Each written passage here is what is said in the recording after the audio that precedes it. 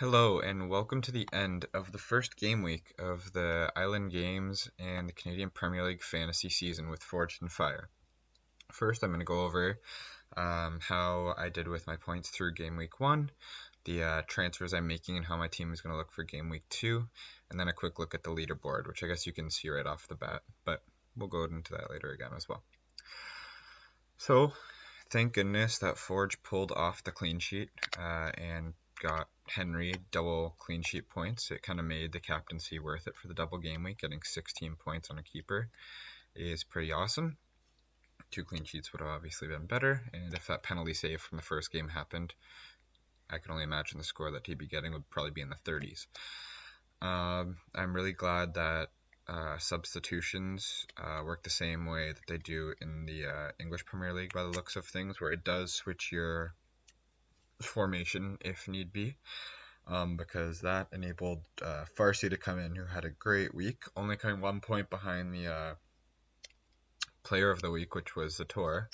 So for a 25k player to come out with a 12-point week, I'll never complain about that.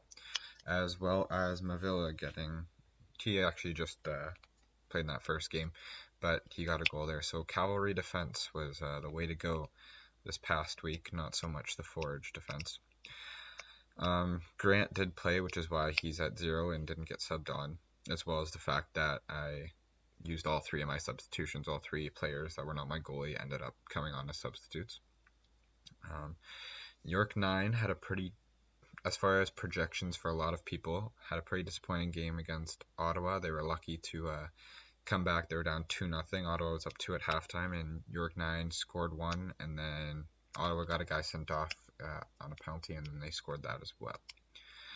So that was good fortune for York just to even get a point out of it, which makes me a little apprehensive about things going forward, especially because Jamie Brennan did not play his team like I thought he was. Like last year's captain at Aparicio didn't play.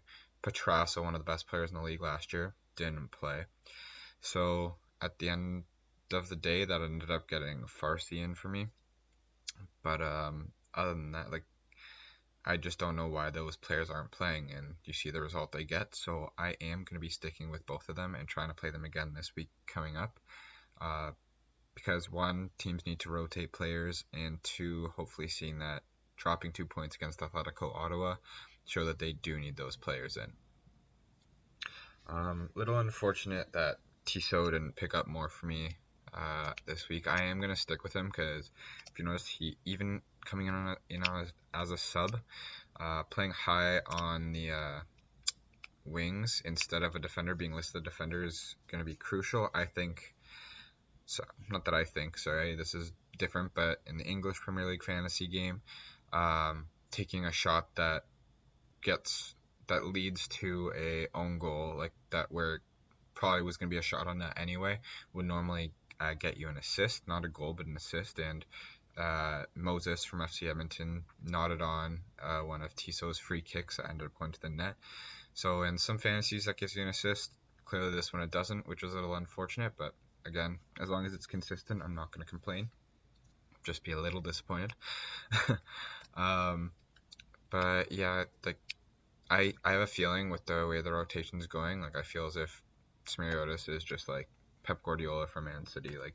He's just rotates the players through the midfield and through the defense.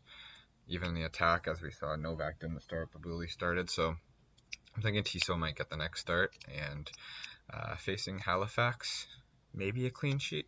Halifax and FC Edmonton, I find last year were similar. So maybe we'll get a similar result in getting a clean sheet there. But yeah, I'm still sticking with him. 5 points in a week for Echiodi Janssen. I'm not going to complain about that. 5 points is good.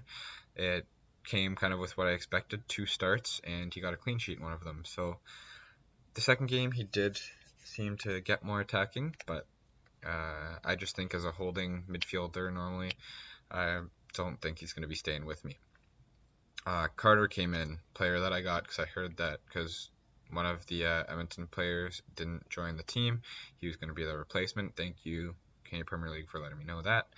Or Premier League Fantasy for letting me know that. So I added him just as a team filler for the most part. Wasn't expecting him to see many minutes. He came in, got me a point. 1 point's better than none points, so it's good. And Pasquati getting the assist for me in the second Cavalry game against Valor, which I was really hoping that they'd be crushing them by more and I'd be getting more points, maybe by Cordova, who didn't see the field at all in either of those two games. I originally had Haber in, and all the analysts were saying Cordova was going to be starting. Turns out that was a bad decision. Uh, Haber played in both games, started the last one, and scored, so that would have been helpful. Instead, I have Campbell and Telfer, who get 2 points for playing over 60 minutes, and that's that. Everyone else did not play. So I end my week with 53 points. With the way it started after the first 2 days, I'm going to take it and move on to the next game week and try to make right some mistakes that I made wrong before. And just going over the games, the week started out with 3 2-2 games, 2-2 between Forge and Cavalry, 2-2 between New York 9 and Atletico Ottawa, 2-2 between Halifax and Pacific, followed by 2-0 games the next day with Cavalry beating Valor 2-0 and Forge beating Edmonton 2-0. So we see, which many probably predicted as a top 2 or at least in the top 3 teams leading the pack right now. Now we will go away from the points and look towards the next team. I have made my 3 transfers, if you see on my Instagram account, at canfpl_forged you can follow that, and you'll see the transfers I made. I moved Engineer Janssen for, like I said, just being very defensive, and then Grant because of his injury that I think he sustained. I haven't heard anything if he's back, but again, with the rotation that's happening, it also seems that it's going to be hard to get clean sheet points, because if a player comes in, the goals against when he is not there still count against that person, so might even try to just stick with 3 defense for the rest of the way. But yeah, so Grant's out, Engineer Janssen's out, so 2 Forge are out, and then I took out Cordova, who didn't see the field at all my double game week. I still have my plan from what I said before, which is to bring Ungaro in for after the Edmonton's first 2 games. So far it was the right decision to not play him against Forge. I'm going to not play him against Cavalry. And then I think that's going to be one of my transfers for the upcoming week after this. The players, sorry, yawned. The players that I have coming in for them. One, I just looked to try to fill in some spots for my 25K players. And to do that, I looked at which ones started, which ones saw time. One that I don't really intend to play, but it's there in case either Farsi or Mavilla doesn't play. He might come in as Boskovic. He got 5 points last week for fantasy. So, and Cavalry is doing well defensively, so I brought him in case for a substitution of some kind and just to fill in a space. But he'll be on the bench. Another player that I brought in was Shaw, Atletico Ottawa, drawing York 9. Might not be as bad as many people thought. Shaw is their lone striker, it seems, and he did score against York 9. So I thought I'd give him a go up top for a week as they face Valor and might be able to put up a decent number of goals if they show that they are not as low caliber as the Valor team of last year and maybe this year after getting shut out in their first game. And I brought in Kyle Becker, or what I call the Kevin De Bruyne of this Canadian Premier League. He seemed to be on the ball a lot, scored a wonderful headed goal, and yeah, he's the captain of my favorite team, so it's fun to cheer for as well. So, I was delighted to bring in Becker. This week, as far as my starting lineup goes, have Henry in goal, which probably won't change ever. I'm going to start Farsi this time and Mavilla. I have a feeling that Farsi might not play just because he just started and he is still a relatively new player, but drew a penalty in the first game, got an assist in the second game, so maybe he's gained the respect of Wilden and he's going to start playing more games from the start. Mavilla didn't play last game, and I'm assuming that's just because of rotation reasons, because he scored in the game before that, so I assume that he's going to be in for sure. Tiso, I'm hoping for the start. I really hope it's not coming in off the bench again, but I'm hoping that he gets some attacking returns this time. Trusting Aparicio and Petrasso again. I think they'll see the field. I hope if both of them don't start again, then I don't know what's wrong with Brennan. I hope that they do poorly at that point, because I don't understand those decisions unless there's injuries or something that I haven't been hearing about. It doesn't make any sense to me. Pasquale stays, had an average week, I'd say. Not that I'm not disappointed in it at all. And Becker is going to be my captain this week. I'm hoping that he can pull, let's say, a goal and an assist off of Halifax and get some good double points as a captain choice. Although he came in and played last time, I'm starting Campbell this week. They're facing York 9, so it will be interesting. Maybe I'll just be hoping for a large scoring game between Campbell and Telfer, because I have Thompson on the bench anyway. So no need for defensive points there. I'd lose 1 clean sheet point each for Aparicio and Petrasso. But hey, if Telfer scores 6 and Campbell scores 5, and I'd be totally happy with that. And then let's see if Athletico Ottawa can take advantage of Valor and show that they might be a team to be reckoned with. Just because, I mean, they'd be on 4 points too, with they just not have a game in hand on Cavalry and Forge, so they might stick near and be a dark horse to make the top 4. But that is what my team's going to be looking like. A lot weaker bench than last time, I guess. Not as many big names in the bench, but we'll see what happens there. Plans going forward will be to get in Ungaro.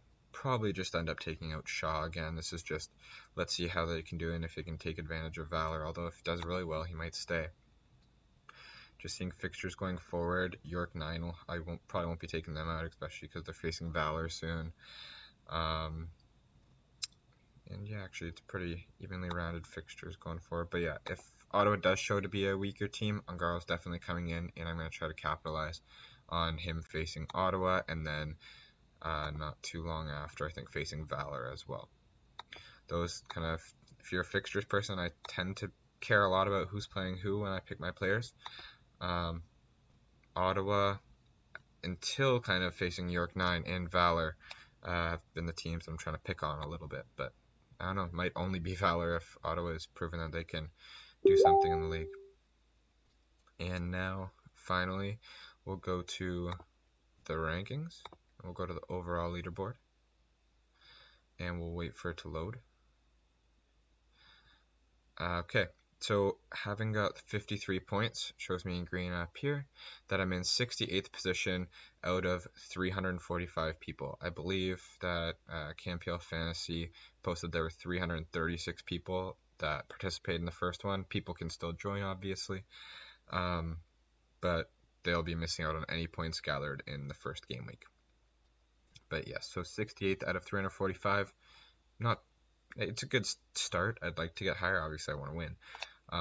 But now I'm going to have to make up, 24 points on the leader there, which is Rooney Tunes FC, who has 77. So hoping that all my York 9 players will play this week and help towards closing that gap. But anyway, thank you very much for listening to another video. I hope you liked it. I hope the word about this keeps getting out and keeps growing, and have some fun with this. Take care. Bye.